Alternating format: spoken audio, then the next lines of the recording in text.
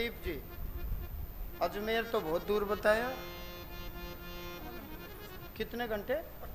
18 घंटे। हवेली राम आया है आपके परदादा, शुद्ध है, इसके पास ताकत है, शक्ति है, बल है। हवेली राम के पास अथाह बल है। इसके संग में मूलाराम है कोई, वो नहीं आया, मूलाराम नहीं आया।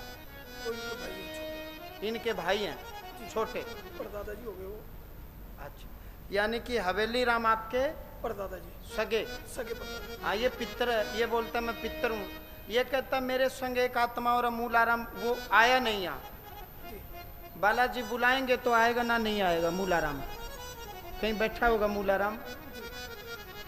हवेली राम बोलता मैं पितर हूँ। सोहनलाल का क्या लफड़ा है कौन सोहनलाल? सोहनलाल तो नहीं है कोई।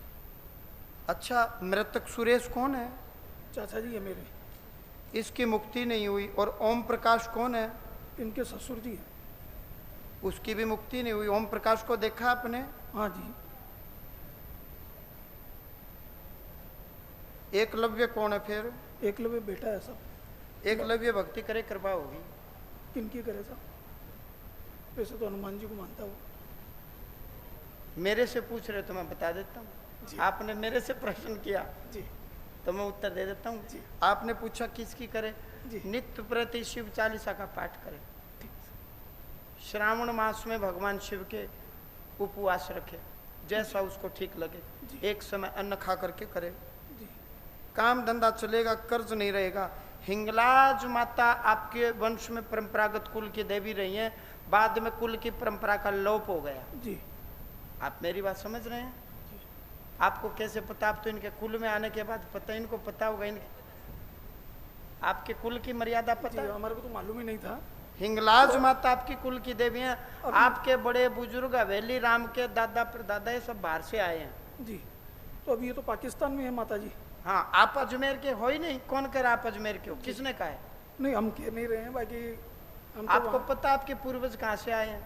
पंजाब प्रांत था, पाकिस्तान में है अभी। अब पंजाब प्रांत पाकिस्तान में, और हिंगलाज माता कुल की देवी वो भी यहाँ आ गए तो बाद में परंपरा का लोप हो गया जी।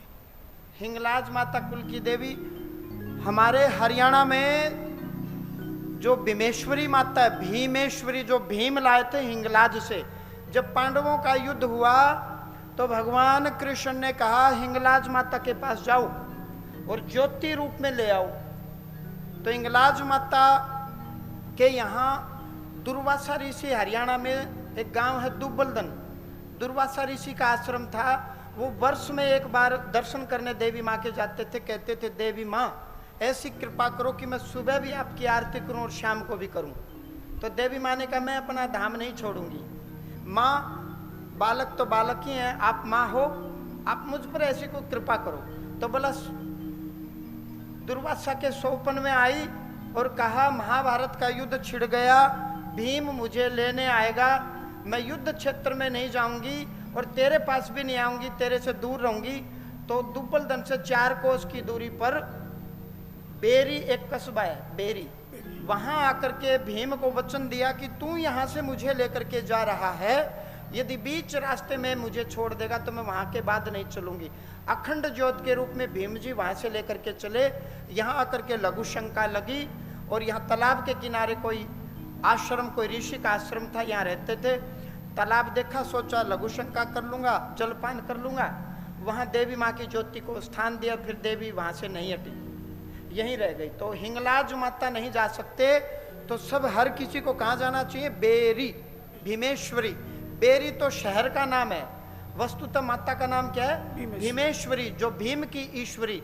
भीम जी जिस देवी को लाए थे वो हिंगलाज माता से, जैसे मेहंदीपुर बालाजी की ज्योत ले आए हम पूरे मंडली के साथ गए, रथ के ऊपर अखंड ज्योत लाए और रथ को खींच के हांसी में ले आए। तो यहाँ की ज्योत कहाँ की? मेहंदीपुर बालाजी की। तो वहां कर लिए दर्शन, वहां नहीं कर पाए तो यहाँ कर ले, एक ही माया है। मेहंदीपुर बालाजी के कर लिए, यहाँ के कर लिए, ज्योति के एक ही। तो हिंगलाज नहीं जा पाओ तो कहाँ जाना है? बेरी माता। बेरी माता। घर में कोई तंत्र नहीं है, काम धंधा ठीक हो जाएगा, कर्ज रहेगा नहीं, कर्ज नहीं रहेगा, कर्ज की से पूर्णतः मुक्ति हो जाएगी। बच्चे रिश्ते रास्ते पर लग जाएंगे, बच्चे कामयाब हो जाएंगे, और क्या चाहिए?